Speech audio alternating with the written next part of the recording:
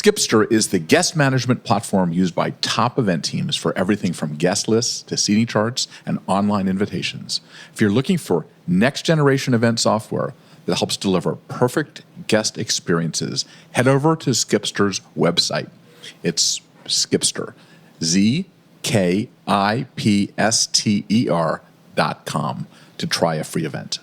Are you a follower? 9, 8, Okay, so we're gonna put the ad. Welcome to GatherGeeks, a podcast by BizBash, the place where people passionate about meetings and events come together. Here are your hosts, BizBash CEO David Adler and Editor-in-Chief Beth Kormanik. Hi, David. Hey, Beth, here we are, another GatherGeeks podcast. Today, we're taking a deep dive into experience design with our guest, Andrew Lacanienta, a professor in the Experience Design Management Department at Cal Poly University. Starting with what is experience design, he goes into the theory and then examples of experience design in action. So this is another in our back to school series. School here in New York doesn't begin until after Labor Day, so we are still firmly in that time period. David, what I'm curious about from your perspective is how different you think experience design is as a concept, or is it just putting a framework around what some event pros have been doing or moving toward for a while? I think it's stuff that we've been talking about forever, but what he does is he has a theory around all of this stuff that makes it so that you can actually put it in a test tube and understand different aspects of it so that you can up one part of it and down another part of it. He'll talk a lot about how you can't have big wow experiences all the time, that you have to add sort of the lower level experience as well. But I thought it was interesting that he's putting a frame around it. I think that's the key thing. Mm-hmm. And so what you can do to be the person behind the curtain. To be the person behind the curtain. And also, for most people, they don't understand the theory. We're inundated with it a lot, but to a lot of people, this is fascinating new information. Terrific. Well, there's a lot to dig into, so let's listen. Okay, so why don't you give us your theory of experience design and how relevant you think this is to how we're looking at experience. Everybody talks about experience, but experience means different things to different people. Sure. Yeah, absolutely. I think before, if it's okay with you, David, before we talk about the theory, I want to take a step back maybe and talk about how do we define experience design? Yeah, no, I think that's talk about some of those different types of experiences. Yeah, go ahead. You're the professor, you're the teacher. you know how to teach this in a classroom. I'm just asking questions. Cool, great. So teach me. Yeah. So first, just to define what experience design is, because experience means a ton of things and design means a ton of things, and people, especially in this space, use experience a lot, right? Experience is a huge It's one of the most overused words. Right. It's almost frustrating sometimes. Yeah, like corporate speak. Exactly. Yeah. But from my perspective, how we define experience design is the process of intentionally orchestrating experience elements to provide opportunities for participants to co-create or participate with one another and sustain interactions that lead to results desired by both participants and the designer. So it's this idea that they are participants after all, right? That we're co-creating, that there's an experience designer who designs something and then it's co-created by its participants. So when someone does an activation, mm-hmm. Is the activation and experience the same type of thing, or is it the wrong word for an activation? Absolutely. So I think that experience can be used for activations. I mean, as long as that activation is engaging the participant in a way that's meaningful and they have to do and interact, then I think it's an experience. And I think experiences can be anything from your traditional meetings, conventions, and showrooms to brand activations to an interaction at a bank with a bank teller. Right. I think all of those things can be intentionally designed experiences if we are doing just that, intentionally designing them as experiences. Okay, yeah. I think I got it. And I think there are a number of different types of experiences as well that have kind of been created in a typology just in the academic world to think about what our experience is. Because I think in the event space, we think about experience, and it's always something extraordinary. It's always mind-blowing. It's at that aha moment. Right. But if we had aha moments, if every experience was extraordinary, we'd be exhausted by like 8 a.m. Exactly. Right? And so they've created a typology of experiences that go from prosaic to transformative. And so just to give you a brief overview of what those are. So prosaic experiences are just very autopilot type experiences. Brushing your teeth is not particularly memorable, right? It's just prosaic. We just do it. The second kind of moving up is mindful. So mindful experiences take a little bit of just that mindful engagement. So you're thinking a little bit more about what you're doing. Third is memorable. Once an experience becomes memorable, there is emotion involved. So now we're leaning into more emotional type experiences. Fourth is meaningful. An experience becomes meaningful when discovery is involved. So when you're discovering something new, you're learning something about yourself, etc., those are now meaningful experiences. And then fifth, last, is transformative, which is also becoming a big buzzword. But one of the key characteristic of transformative experiences is change. Right? So there's this experience of behavior change or a paradigm shift, or something's changing, hence the transformation. So is memorable and transformational still memorable does the trick too? Correct, yeah. So they all kind of build on each other. So a transformative experience will also have emotion and discovery, but it will also have change or some type of transformation. And so it's understanding that there are different types of experiences, and then as experience designers saying, as I think about my experience, whether it's an event or it's crossing the street as a city planner, how do I intentionally design these different types of experiences? I'm going to maybe start with a prosaic experience, then the other experience is going to be memorable, then one of them is going to be meaningful, and intentionally designing those different touch points in a way that is meeting the outcomes and goals, essentially. Because again, not all experiences can be extraordinary, right? Otherwise we'll be I like the exhausted. prosaic experiences. I like that. Yeah, they do. And they give rest, right? They yeah. give you an opportunity to pause and to maybe reflect and to just kind of like do things normally, which is really important. And this typology of experiences, by the way, comes out of Brigham Young University. They have a department of experience design and management, and they're doing really cutting edge research and really neat things.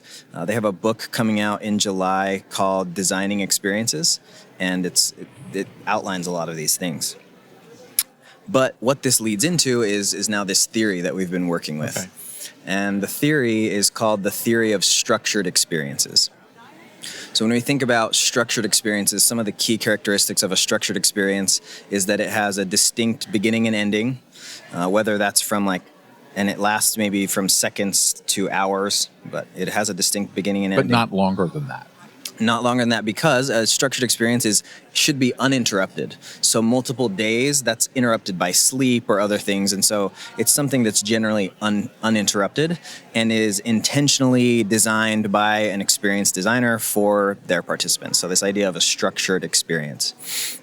So within this theory of structured experiences, they have created 3 different experience types, essentially, under which any experience can be categorized, if you will. So those 3 types of experiences, and this comes from Pine and Gilmore's experience economy, is kind of how this influenced this. Sure. But the 3 types of experiences are immersion, engagement, and absorption. So immersion activities or experiences are experiences of challenge, experiences that require a balance of challenge and skill or action and reaction. Things like playing sports, or chess, fencing, things like that. Tough Mudder. Yeah. So that would be an immersion experience. An absorption experience is a sensory experience of relaxation and pleasure. So getting a massage would be an absorption experience. Having a wine tasting, for example, those would be a sensory. Is culinary? Culinary definitely fits in there, okay. Yeah. So having that type of sensory relaxation, pleasure type experience is absorption. And third is engagement experiences. So engagement experiences is any type of experience that follows an unfolding narrative or story. So whether that's the conversation that you and I are having, David, would be an engagement experience. It could be following a sporting event, like the Raptors just won, right? There was a narrative that was happening throughout the entire finals, or watching a theatrical play, reading a book. Those would all be engagement experiences. And they're not mutually exclusive, right? Some experiences are both immersion and engagement, or so on and so forth. But they've created these 3 categories of experience, and within this theory have also created propositions saying that as you increase this, you'll have higher engagement, or as you increase this, you'll have higher immersion, or whatever it may be. What is the this? This. So yeah, to get into it, so each of them have different propositions. So if we start with immersion experiences, which are again challenge-based, skill, action, and reaction, there's 2 things that you can kind of toggle, if you will, on the mixing board. The first thing is self-relevance. So as an experience becomes more self-relevant, it's more easy to become immersed. And second is there's that challenge slightly exceeds skill. So there's a balance of challenge and skill. It's not too hard that it's making you anxious, but it's not too easy that it's making you bored. It's just a proper balance of challenge and skill. And as you can make that proper balance of challenge and skill and also make the experience self-relevant, then immersion will increase. So that's the first one, immersion. Second, with absorption, which is, again, those sensory relaxation type experiences. The propositions from the theory include if you have a focus, if you can facilitate a focus on the present moment where they are, mindfulness, if you will, then absorption will increase. As you can help their awareness of their problems decrease, which kind of fits with the focus on the present. As you can build anticipation, like help build anticipation for the experience, that will increase absorption. And then also facilitating some type of behavioral or social, like expression. So whether that's a thumbs up or a smile or a wink, some type of social expression of positive emotion will lead to a more absorbing experience. And lastly is with engagement. So engagement experiences, which are these story-based experiences that are following a narrative, there's 3 propositions. First is as coherence of the story increases, then engagement will increase. So the story arc, right, of like Freytag's pyramid or the hero's journey, you've got a distinct beginning, middle, and end with a climax and a resolution, right, so on and so forth. Second is provocation. Like, how can we effectively provoke our participants in a way that's positive? Like, make them kind of challenge their beliefs or think twice about what it is that we're teaching. And then lastly is self-relevance. Can we make this experience, again, relevant to them and to the things that they believe and to their values and to their self? And as we can increase coherence, provocation, and self-relevance, then the experience will become more engaging. And so in terms of learning and development, though, use all these elements. Absolutely. In many cases. So you can take one of these experiences types and actually adapt them to a learning environment. Yeah, 100%. And I think that going back to our discussion at the beginning, that any learning environment, whether it's training in a corporation or teaching students in a university setting, are still just experiences at the end of the day, right, which is so beautiful because everything is an experience, right? It's not just an event or just a classroom. We're just designing experiences. Is there an experience type that actually promotes better learning for a particular type of thing? Has the theory gone that far? Good question. So no, it hasn't gone that far. And we're really trying to push into the education space. We've done a little bit of research on, I guess if we had to call it anything, I would call it an engagement experience. So we're using elements of role playing in the classroom to facilitate greater learning outcomes. So we're incorporating a story into the entire curriculum. So it's not just, here is Math 101, we're going to teach you about these things. It's, you're going on this journey with so-and-so who's doing this, and they're part of this story, kind of, and they're playing a role in this bigger picture to then meet these learning outcomes of math. It's not really math, but just as an example. Right. And so we've started to look at that, but we haven't really explored what these experiences look like, or if one is better than another in an education or learning setting. I noticed that you're using the word engagement, which is the buzzword for everybody. Right, yeah. But it sounds like you're saying that it's not necessarily the right word in some circumstances. Correct. So that's what's interesting about these buzzwords, right? It's everybody uses, the word immersion means something completely different to someone else. And so In the context of the theory, though, when we say engagement, we're specifically talking about some type of experience that intentionally includes a narrative or a story. And so that narrative, as it's more, again, coherent or provocative, then it's going to be more engaging to the participants. So if you're designing, we're at MPI's World Education Conference in Toronto, would a conference planner use all of these different experiences, or would you sort of say, okay, this conference is going to feature this one type, and we're going to make the whole theme of it completely based on one of these three? Yeah, really good question. So I think it really, this is the answer for everything, right? It depends. Of course, it depends, yeah. But I think if you're starting small, it's important. The theory can really help experienced designers and event planners of all kinds to say, okay, what is this experience at the core, right? If it's a fundraiser, what are we really trying to do here? Are we trying to elicit an experience that's like relaxing and pleasurable? Are we trying to tell a story, or are we trying to facilitate like a challenge with our participants? So this is kind of the strategic thinking. Yeah, definitely. Before Very planning. very high level strategic thinking. You should be going through, and that each one of these, I assume, has an execution path that would make it appropriate, right? Yeah, and we're still working on the execution path now as we like test and do research on each of these sets of propositions and say like, okay, so for an engagement experience, we're going to facilitate coherence this way, and we're kind of creating best practices right now. That's what we're working on. So this is really new. Yeah, this is fresh. I mean, this theory paper was published in print in 2019.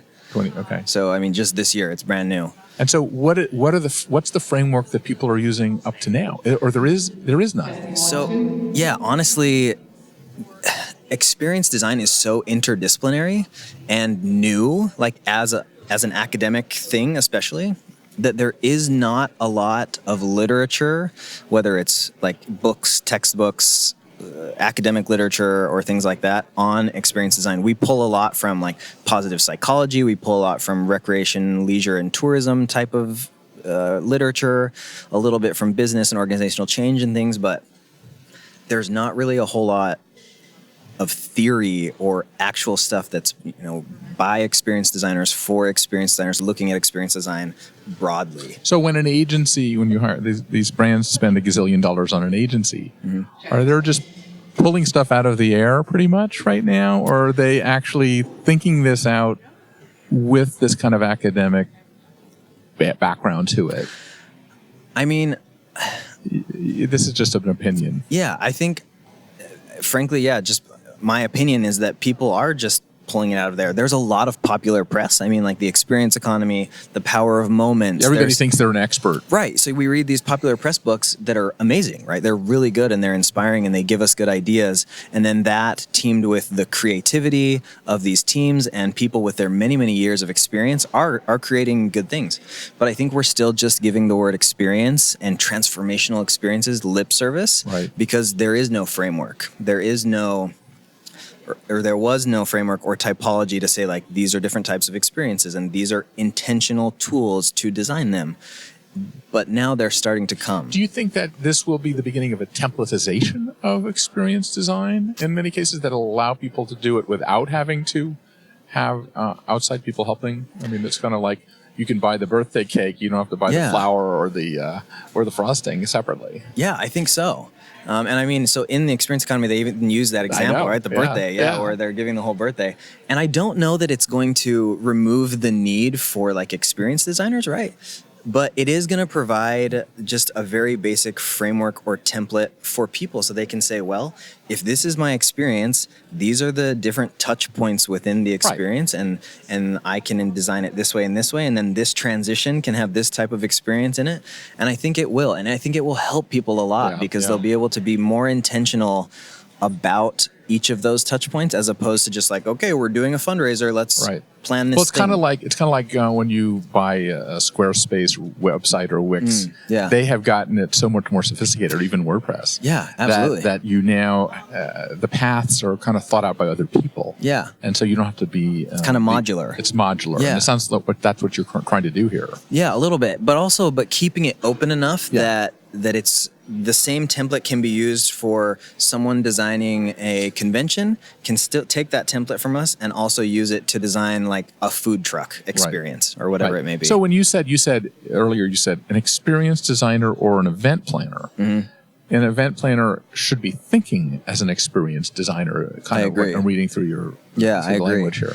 And honestly, I think everyone in one way or another is an experienced designer. It's so fun to meet people all over the world and they'll tell me what they do. And then I'll say, oh yeah, in my brain, like, oh yeah, you're just an experienced designer for a library, or you're an experienced designer for an insurance firm. So this crosses all different disciplines. Absolutely. The way you're looking at it. I agree. Yes. And so anybody that, if you're a doctor or you're a lawyer, if you can apply this to any type of I think so. thing where you involve other people. Yeah, anywhere that there's you designing something at the core, and then you have some type of participant that's engaging with you. I think hospitals are a great example, right? And doctors are creating patient experiences, and if they create horrible patient experiences, they won't have very many patients. And if they can create truly, even just intentionally designed prosaic experiences, and then maybe a couple meaningful or memorable or transformative ones, they're going to be light years ahead. Building a memorable experience for your guest means planning every detail right. Skipster is the guest management platform designed to help you create the perfect experience, from impressive online invitations to seamless check-in at the door. Get started at Skipster, spelled ZKIPSTER.com, for a free test event. I love the brushing your teeth prosaic experience is actually a very good way to explain this. Yeah. It really, because somebody had to figure out, you create this little brush, right, and then you put it in your teeth, and you buy this toothpaste, and it's like the whole bunch of things behind the scenes of that made it in terms of a brilliant prosaic experience. Yeah. Interesting. So what's the next step with this? Like, what do you do? Yeah, so I think the next step, there's a lot of things. I think that we continue to test the propositions from the theory. What does testing mean? So testing means, so in an academic setting, right, we are tasked to publish academic articles. And in my opinion, not just publish academic articles for the sake of publishing academic articles, but publishing articles that are available and digestible by practitioners. So you can actually get in touch with a practitioner who may want to practice this in their events, and you would document it. Correct. So, for example, during my doctorate, we worked with a youth summer camp, and we created some specific experiences around theming and storytelling to just test what are these elements of theming and storytelling. And we worked with their camp counselors throughout the summer, and we staged a variety of different experiences for their campers. What were, you've got to now explain a few of those. Yeah, absolutely. So we worked with them. They have like 8 different sessions, and we tested the effects of looking at tangible and intangible stories. So on some of these camp sessions, we would just tell verbal stories with no physical cues. There was no signs or costumes or anything like that, but just verbal cues. Then we also looked at no theme at all. Like, you just come to camp and you would do your thing. And then we also looked at tangible cues. So if our campers or our camp counselors are dressing up in costume and there are signs everywhere that kind of indicate that they're in a different place, etc. And that's just an example of a way that we would test that. And then we just use questionnaires on the kids and run some statistics. What were the results? So the results were that the themed experiences were highly more delightful for the campers. They were more likely to promote. So using like net promoter scores, they're much more likely to promote and return during the themed experiences. And they also had higher perceived value and higher levels of another indicator we have called deep structured experience, which is part of the theory, which is essentially just an experience where you are so focused and having a great time that you lose your sense of time. You're completely intrinsically motivated to be there and continue doing the activity, etc. Just essentially like is that very the Holy in the Grail? thing. The deep structured experience? Yeah. So if we're talking theoretically, it is kind of the holy grail, because immersion, engagement, and absorption experiences at a high level lead to this experience of deep All structured these experience, things. all these things. Then that's kind of the key. Once you've reached deep structured experience, in all the research we've done, it always leads to high levels of delight, high levels of perceived value, and a high net promoter score every Okay, time. so go into, a lot of this is built on commerce. What, and so the hardcore marketers are going to ask, what converts? What converts? Yeah. I know, ROI, I know right? it's What's my all return on it's investment? all part of the same. It depends answer. Right. But what's the what's the big picture overview of that answer? Like looking at return on investment. Yeah, like what sells things in the store or clicks in Amazon. I mean, what experiences from your experience work the best from what you've seen so far? Okay. And it's a hard one because I know it depends. Yeah. So I think if I was to give you an example of an experience that I've participated in, Yeah. that was truly designed to the T and is like a flagship case study, I guess, Yes. for experience design. The first one that comes to mind is the College of Extraordinary Experiences. Great. I'm glad you're talking about that. Tell Yeah. me about that. So if we're going to compare a service to an experience, right? So a normal conference would be a service. It's like an educational service.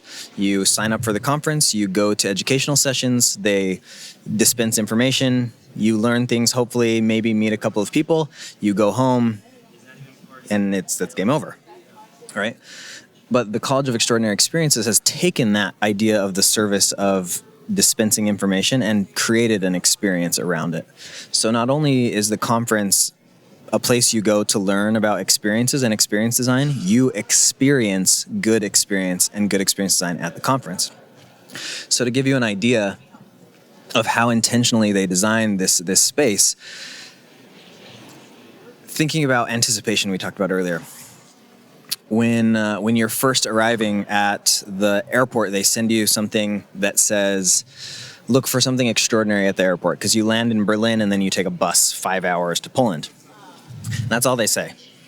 So when you get to the airport, because it's a college and it's themed as a castle, you're kind of wandering around, and then from the distance you'll notice that there are some goblin elves strolling around the airport. And these goblin elves will pick you up. They know you by name. They have brought you goblin snacks. They pick you up and they take you, and they bring you, to meet everybody else. When you get to the castle, they sort you into houses, so you instantly have a group of relationships and friends. They also workshop you all the way, on the bus, all the way there, to meet new people and to share your story and to get to know people and start designing experiences on the bus. The entire conference is intentionally filled with opportunities to build and test skills. So thinking about immersion experiences, there are opportunities for you to learn in easy settings. Then they level up the challenge and they put you in groups where you have to design. Essentially, at one point we designed our own graduation experience for the conference. The entire thing incorporates a story, right? So those engagement experiences. The first year they had this theme of the Hydra, which was this idea of commoditization, and we had to slay this dragon that was the Hydra. And throughout the entire time we talked about the Hydra. One day the Hydra came and attacked the castle. We woke up in the morning and a painting had been slashed and everything was thrown everywhere, and then at the end, we all moseyed down to the lake, and they had built this dragon Hydra that was out on the water, and we all lit these giant torches, and as a group threw it at the Hydra and burned it to the ground symbolically as conquering this idea of commodification. So again, the story was cohesive, consistent throughout the entire thing. And then there's also plenty of absorption as well. They provide lots of opportunities for relaxation and pleasure. Every night there's a dungeon bar in the basement that is just an open bar, and everybody is able to just relax and to just not have to worry about anything else but mindfully enjoy these beautiful drinks that are made by an amazing Romanian cocktail artist. Everything is so intentionally themed as well. Each year there's a theme. The bar has a theme each night that changes. You're in this castle and you wear robes because robes feel appropriate in a castle like that. It's very like Harry Potter-esque.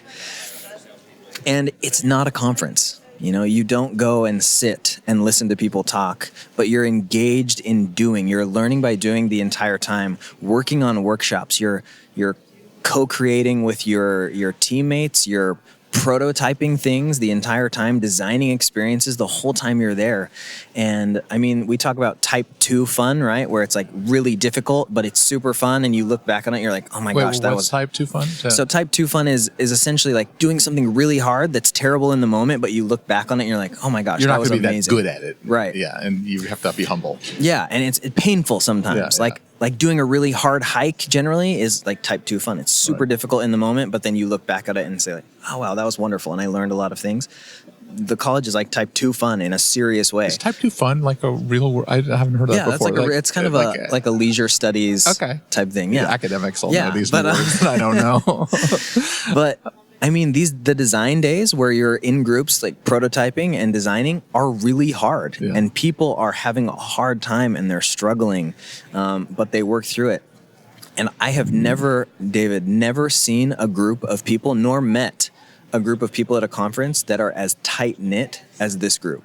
I mean, each cohort is about 80 people plus maybe 20 to 30 volunteers, and 80% of the people that I interact with on a daily basis are people that I've met at or through connections from this organization. So it's and like this your experience. summer camp in a sense, or you're you're growing up with them for years and become that tight. And it doesn't change. It's not like a shallow, not to say that conferences facilitate shallow relationships, but this is just deeper than anything I've ever seen. In fact, just today, we had what we call a full moon call. So every full moon, we schedule a Zoom call, where any and every alumni from the college gets on, and we just catch up and we talk. And sometimes there are prompts, to facilitate conversation, and we have between, anywhere from 6 or 7 people upwards to, 30, 40, 50 people on these calls every month. So this has become your tribe. Yeah, it's my tribe. Absolutely. Yeah, I mean, it's my family, honestly. Wow. And because experience design is so niche, to be able to have that family, everyone who comes, I mean, I remember debriefing the second year, and one of my good friends, Katie, we were debriefing like on our final night, and she was in tears with gratitude because she had found a group of people who thought about experiences the way that she did. And it's just paradigm shifting in every way. It makes you think differently about everything. And I think that shows the power of an experience versus a service. It really can, not always does, but it can facilitate transformation in your paradigm, in the way that you think and believe and act and do. Yeah. No, I think those kind of type of conferences / experiences are out there. Yeah. And they need to be more out there, I believe. Because it's like the purpose of life. I mean, it's to be in those kinds of experiences and experience the love, really. Yeah. It doesn't come down to that. It does. It really comes down to connecting in big ways. Do you feel that it is scalable in your lifetime to get to other experiences that becomes a universal way of designing experiences, or is this sort of a longer, like, generational, more than generational? I think it is. I think it is scalable, because I think that people are starting to become hungry for this. Yeah. I think the age of passivity in general, passive entertainment, passive learning is ending. It's going out the door. While people, I think, still enjoy going to the movies and other things like that, I think that... I mean, there's all these studies about loneliness in society and things like that you're seeing more of these types of activities.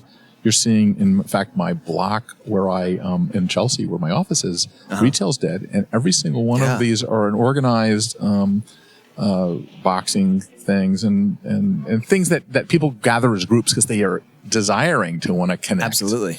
And I think, we've got this giant technology bit happening, right? Where everyone's hyper connected and everything is at your fingertips all the time.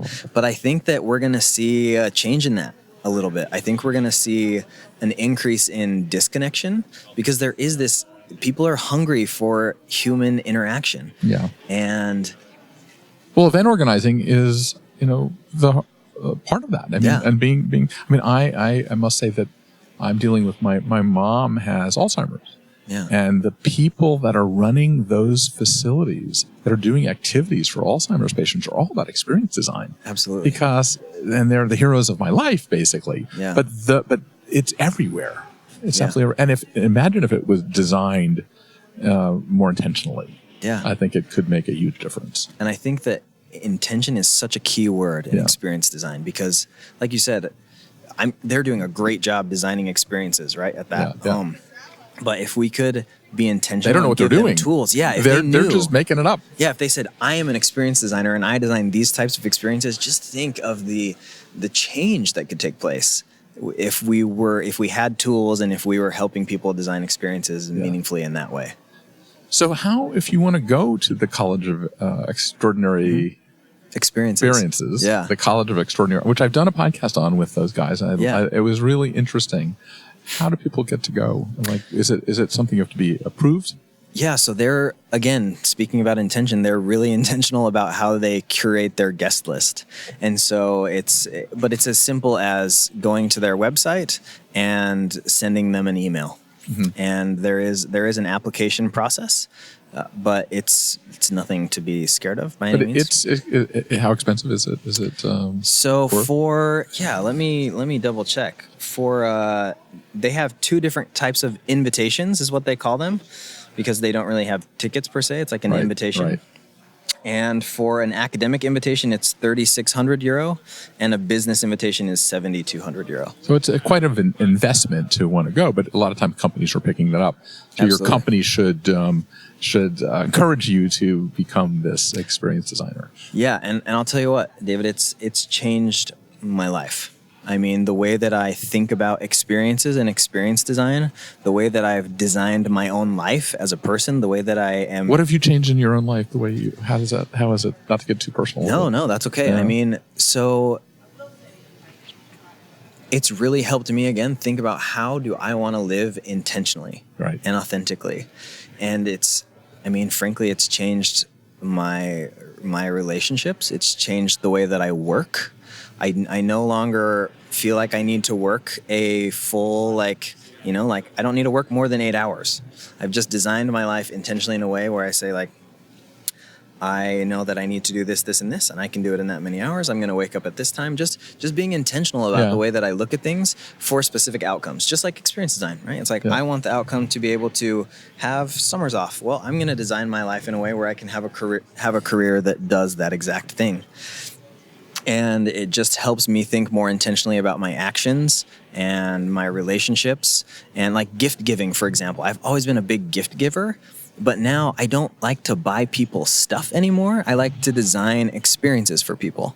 So what do you do? What's your favorite experience gift? Oh man, can I share two? Sure. Okay, so just recently, I have a friend named Alita, who's a very dear, romantic partner to me actually now. And it was her 29th birthday recently. And so what I did is I got a big box and I created 29 open when notes.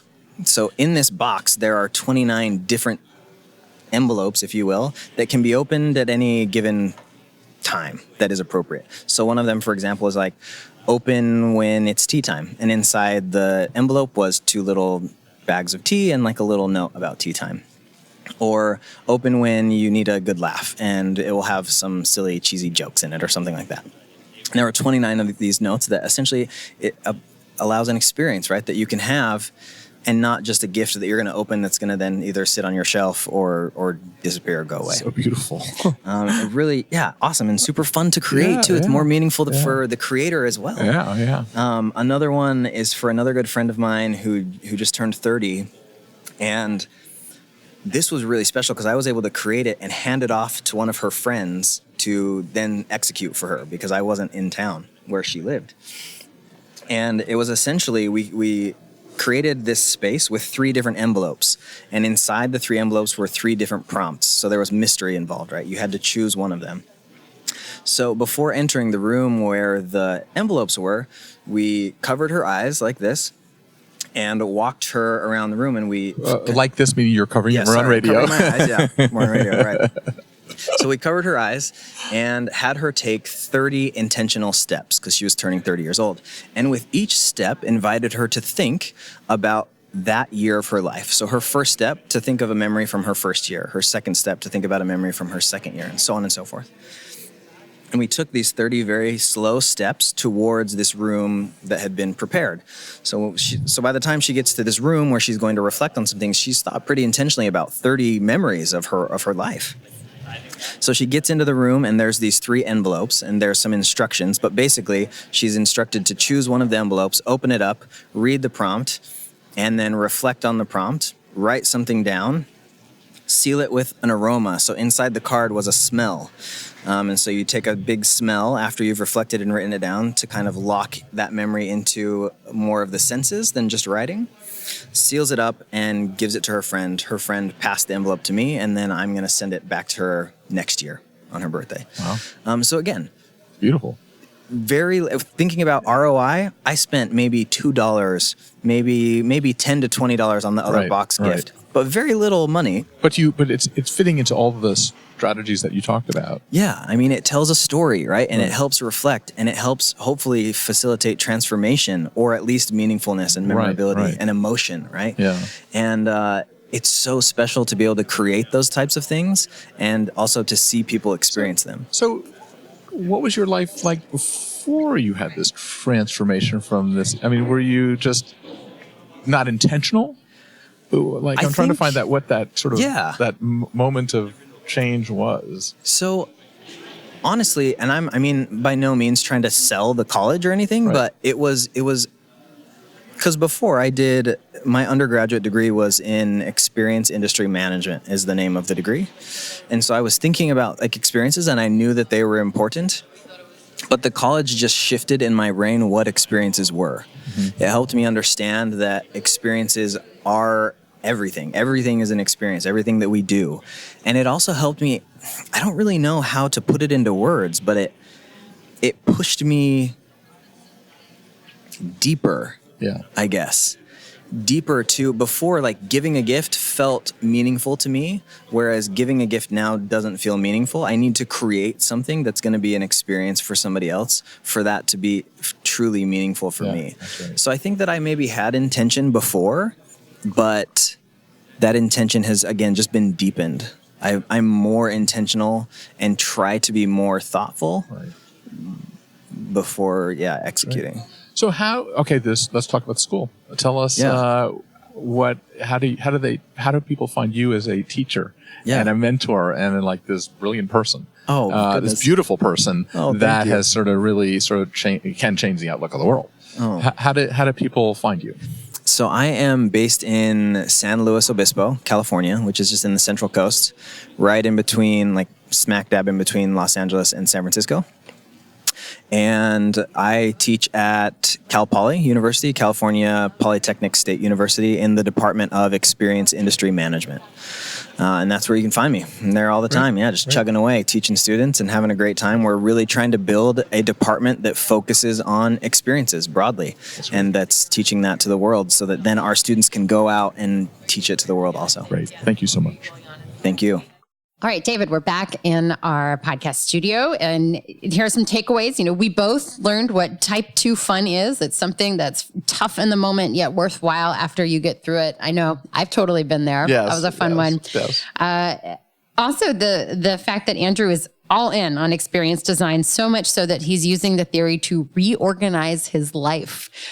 Yes. So fascinating. the whole idea, to think about it in such minute detail is extremely interested in. And it does, your whole life is an experience.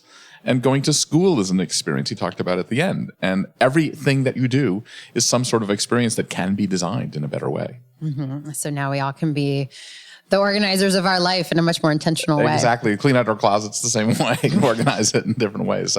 So Beth, what's going on at BizBash as we get back to school? Exactly. Well, this is your last chance to enter the Event Style Awards. We extended our deadline, but I can promise you we will not be doing that again, or we will not have enough time to order the awards themselves to present them at our show in October. So seriously, get your work in. Submit in categories from event design based on your overall budget. So big events have their own categories, smaller events have their own categories. So we are really trying to open these up to everyone. We have incentive trips, guerrilla stunts, trade shows, conferences, best social event, all that and more. Look for the information on bizbash.com. You have till midnight, 11:59 p.m. On August 28th Eastern time. So get that in now. Before you get Don't back wait. to school, That's right. Get your award your entries homework. in. Do your homework, exactly.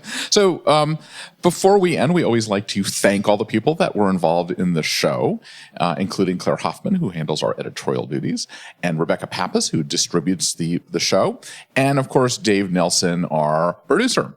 So until next time, what do we say, Beth? Gather on. Gather on. Thanks for listening to today's episode.